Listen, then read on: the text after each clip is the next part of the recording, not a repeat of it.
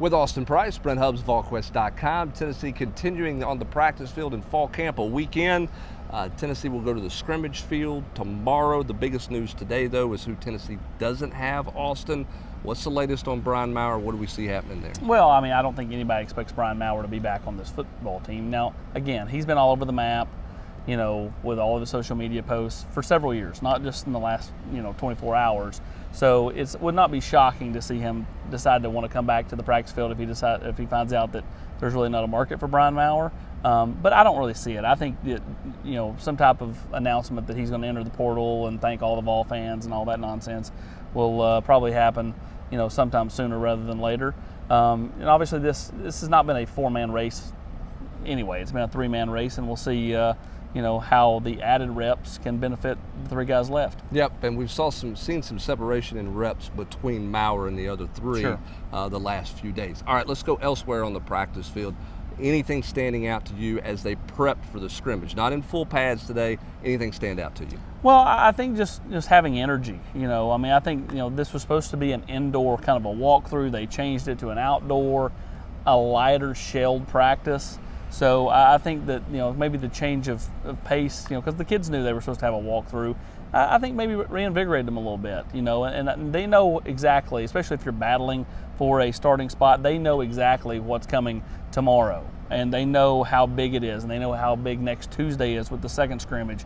So a lot, will transpire over the next 6 days or so. So we'll be interested to see, what are the reports coming out of the practice? How did Hendon Hooker do? How did Joe Milton do? How did, Harrison Bailey do? How did any of the other players that are vying for spots, the new DBs, Kamal Haddon and Brandon Turnage, now that those guys are both, going through full practice, right, how do they do in the scrimmage setting? Because some of these players have been limited, but I expect them to try to give it a go tomorrow. Well, and I think another one to throw in that is what's the running backs look like? They're going to play obviously more than one, but sort of where does that pecking order look like? Today we got an opportunity to talk to Jalen Wright. Jalen's a guy you and I have known for a while.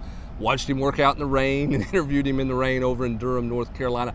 I don't think we're surprised at some of the early success he's had, but he's a guy who's got a lot of confidence, who feels like this offense fits him pretty well. Well, he says it fits him better than the previous staff's offense, and so it was exciting to him when the new staff came in, and I asked him just how quick could you get your football legs back, because he didn't play last fall. Right. So he went through spring, was able to get his football legs then. So now it's more just retention when it comes to the mental side of the game. He said that he's impressed by Tyon Evans, he's impressed by Jabari Small, but he knows when he gets on the field he's going to shine. There's a confidence there. It's not cockiness, just a confidence. He came from a high school that played multiple backs, so he's not fazed by the fact that he's got to share the load. I think he kind of welcomes that a little bit because he knows it's a long season. And finally, Cody Burns meeting with the media today. He's got a lot of numbers.